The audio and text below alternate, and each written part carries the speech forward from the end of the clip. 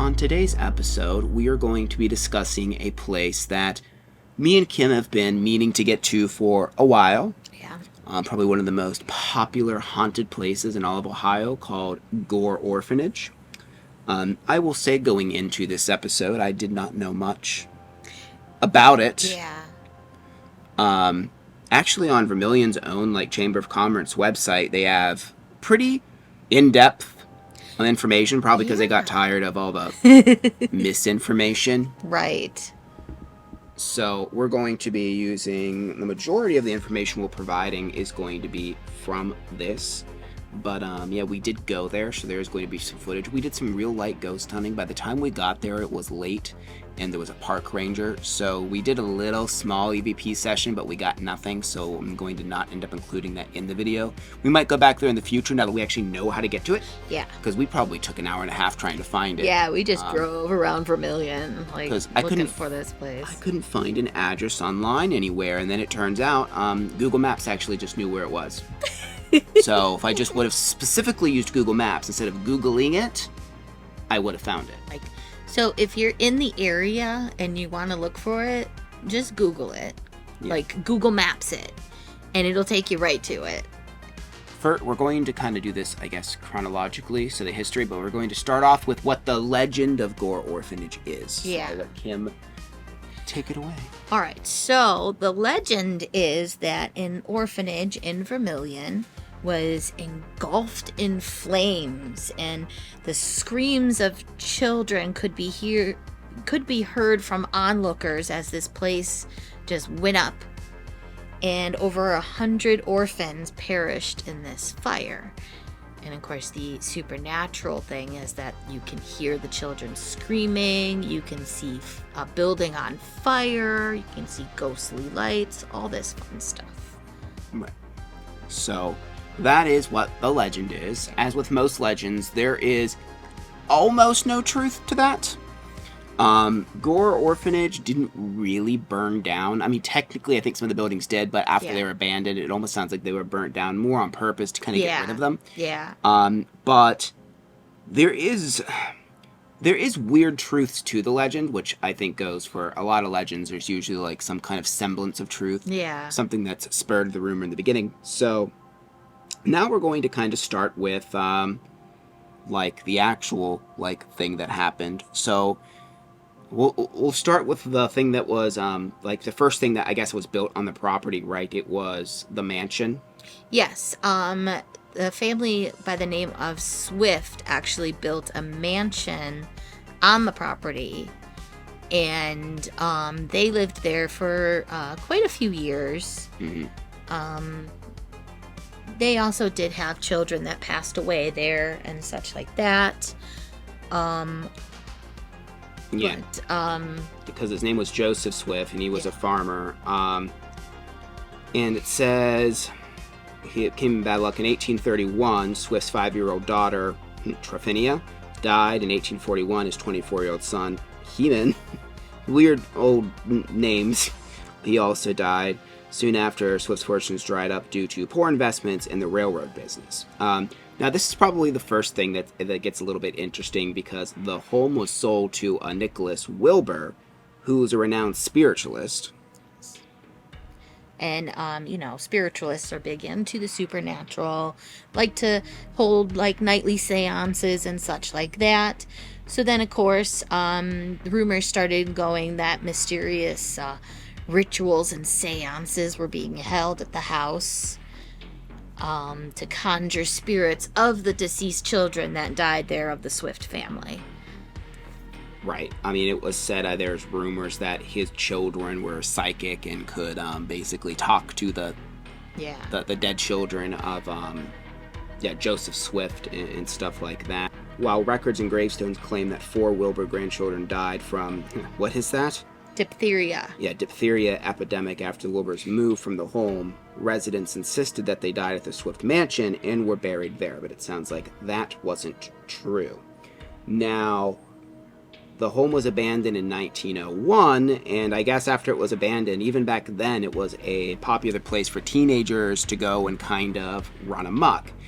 And then in 1902 is when a man by the name of Reverend John, or is it John? Johann Sprunger came into possession of the property. And yeah. So Reverend Sprunger came from Indiana with his wife, and they established the Light of Hope orphanage on the property where the Swift mansion was. They didn't actually use the Swift mansion, though. They built 4 more buildings on the property, mostly like kind of like dormitory-ish kind of buildings, and then like farmhouses kind of, or like barns and things like that. Yeah, they had like a chapel that was located in the boys' dormitory. They had a school that was there. The boys stayed at what was called the Hughes Farm, which was their building that they stayed at. And then the girls would stay at the Howard Farm. And they also had a printing press, so they could print their own school books, and they had like a newspaper that they would print as well for things that were happening around the farm, I guess. Yeah. I don't know. But they were very self-sufficient on this farm. And it was over 543 acres of land. Yeah, so it was a pretty big property. Big property. And when driving there, like, there is like a huge field that's beside it, so I assume some of like that was there. Yeah. It's hard to understand exactly where some of this stuff was, because again, what we found was the ruins of the Swift mansion, right? Yes. That's what what we went to. So there doesn't seem to be any remnants of the actual orphanages. At least I don't know if there is. If you've been to it and you know if there's a way to find that, let us know. But it was hard enough to find this as it was. Yeah. But some interesting things too is a lot of people thought they were Johann and Katharina, right? They were brother and sisters because they like shared the same last name. Yeah, because her surname was Sprunger, but his name was Sprunger as well. So everybody thought that they were just related and they weren't married. My theory is that maybe he was like kind of like he had some bad things happen and he decided to change his last name to hers. Yeah, maybe because it says that she was the daughter of a Christian P. Sprunger, though no explanation has ever been given regarding Katharina's surname being the same as her husband. Yeah. So that seems like that's just a mystery. Yeah. So that's kind of weird. Mm-hmm. It's also kind of weird that, where does it say about because he had the orphanages in Indiana. Yeah, so they actually had orphanages in Indiana. Oh, and it was called the Light of Hope as well. And it was called Light of Hope, and it actually did burn down to the ground, and 3 girls perished in that fire. Yeah. So that's the funny thing, too, is Gore Orphanage was never the name of the orphanage. It's the name of the road that it was located on. It was called Gore because of, like, the land foundation, which is a Gore. And then there was an orphanage on the roads. They basically combined the two, which is what came to the name of the road. But it was never called Gore Orphanage, which is funny because, of course, in some of the legends, they say that Mr. Gore, burned down the thing himself, or whatever, for whatever reason, the orphanage himself. But there was never a Mr. Gore. It wasn't named after a person. It was named after a Gore. Yeah. So I found that interesting. So also, prior to moving to Ohio, the couple also lost their 7-year-old daughter, Hilaganda, these names, and his son Edmund died at birth. The deaths appeared to spark a passionate obsession for religious pursuits in the couple. Now, for religious people, though, now we get to the kind of darker part of this tale. Yeah. They weren't good people. No. The Sprungers were not. Not at all. So kids started running away from the orphanage and going into town. And they started, like, whoever would rescue them or whatever, started telling them that they were being abused, neglected, and they were sold into slave labor as well.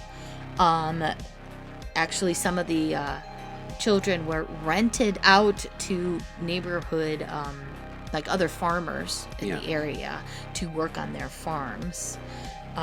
Which was actually a true thing that happened. The kids were claiming that they had a diet of calves' lungs, hog's head, and sick cattle. And that when they were served corn, the corn was boiled in the same pot that they would boil their soiled underpants in. Yeah. So I mean, obviously, all of that's terrible. But once a week, they were occasionally given pepper or sugar. Yeah. That was like their little treat. And butter, and occasionally. Yeah, and butter. Yeah. The rooms were infested with rats, and when they were sleeping, they were getting bit by rats. Yeah, that says that occasionally happened. That he beat them with a strap until like they got great welts on their bodies. That's also just something that terrible that happened there. And probably and of course there was illnesses and disease. And they, even though like they were making this stuff for the schooling, it sounds like they kind of almost like gave up on that after a while, and they weren't really doing much lesson plans. It sounds like they just kind of transitioned more to making the kids do hard manual labor instead of actually teaching them. I think the most messed up thing that bothers me the most about it is in 1909 there was an investigation that was conducted in the state of Ohio, and they basically admitted like, oh yeah, we do that, but Ohio doesn't really do anything about it because there were really no laws or regulations at that time against it. So they were just like, that sucks. Yeah. Like nothing was ever done about it. Nothing. Like nothing was done. Yeah. It was just like, they're just like, well, okay, whatever.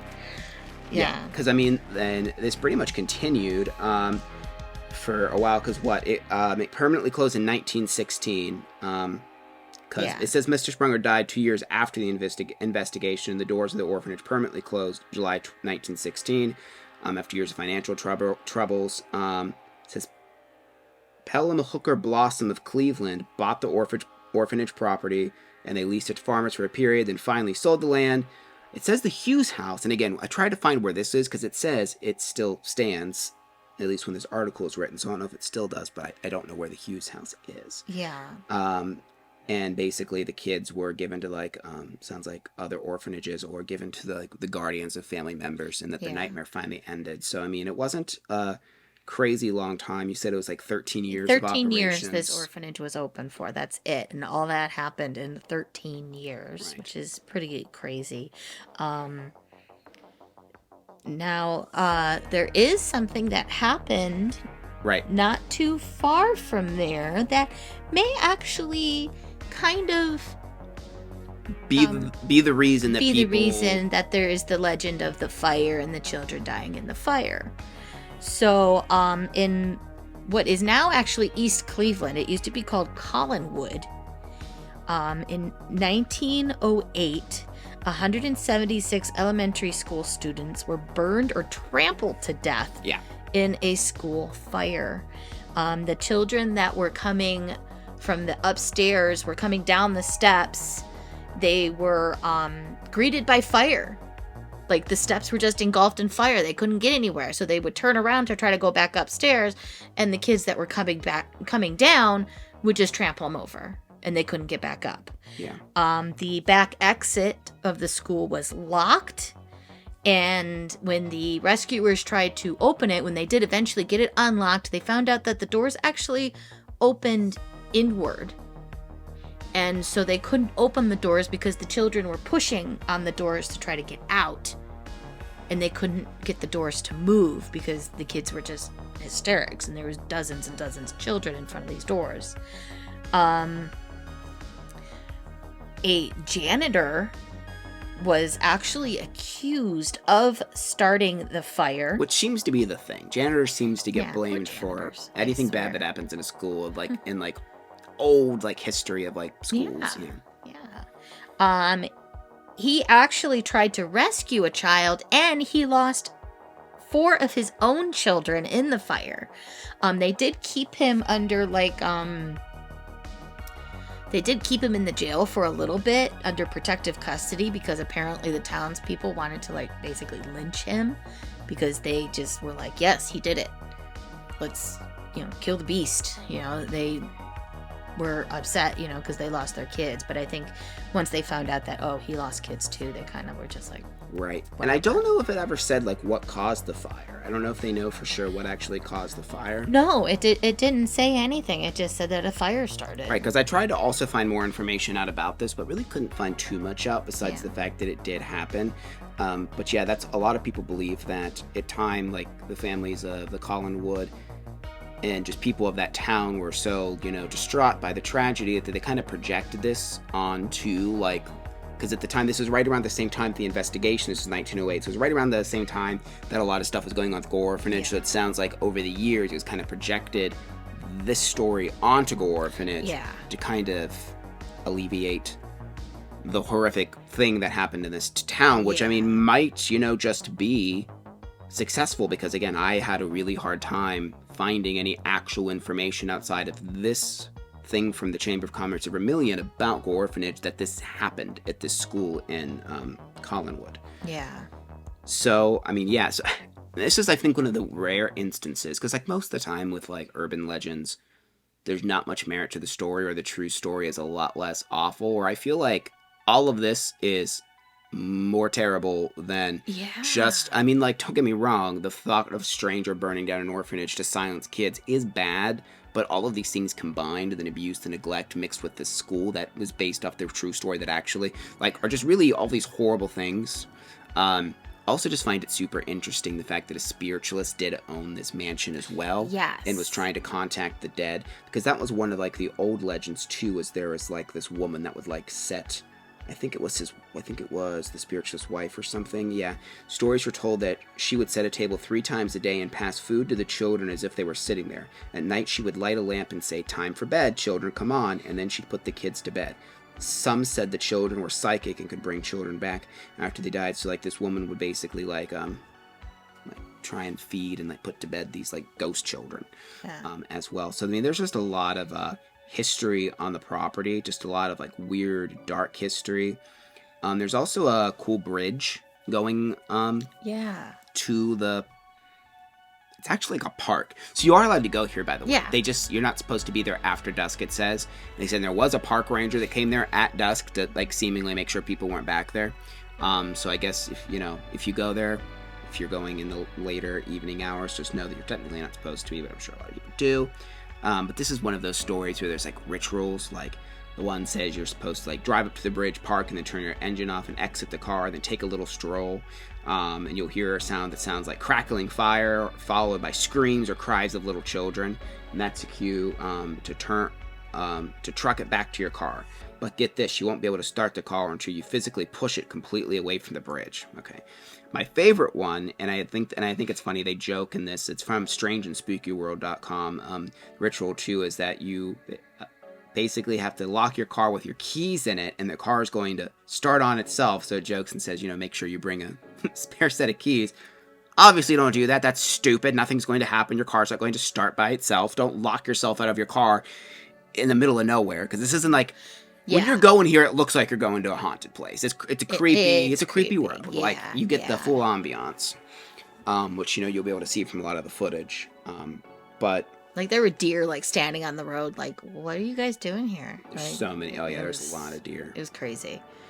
And, yeah, the Reverend's body, it's buried in Indiana, so it's not anywhere like any of the nearby cemeteries or anything. But, I mean, of course, people report hearing, like, children... screaming, laughing, balls of light, all of your typical haunted location stuff. Some investigators actually say that because of the tragedies that happened here, like the whole abuse and things like that, that it kind of left like a spiritual or a psychic imprint on the land. Yeah. And so like the screams and the noises that you hear are just like psychic recordings of things that happened there, just playing over and over again, kind of like a residual haunt basically, but it's just noises happening that you can't interact with them or anything like that, so who knows. Right. So I mean, I'm curious, it's really popular. Has anyone that's watching this, listening to this, have you been there? Did you have an experience? Would you be interested in seeing us do an actual like ghost hunting episode there? Again, it's a very small area, but I wouldn't mind going there and actually taking more equipment back and just spending some time, because again, we were there for maybe 10 to 20 minutes. Yeah. We didn't investigate for very long just because that ranger was like right there and we're like, we don't want to push our luck. But yeah, I think it would be interesting to go back there and do you know see where the Hughes farm is?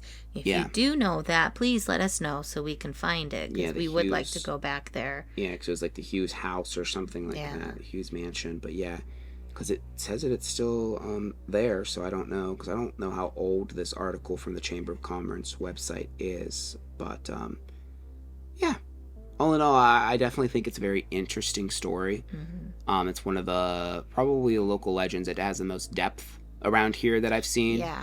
And there's actually quite a bit to it as well, because a lot of like things around here, like Gretchen's Lock and stuff like that, it's hard to find out like any like actual truth in the legend.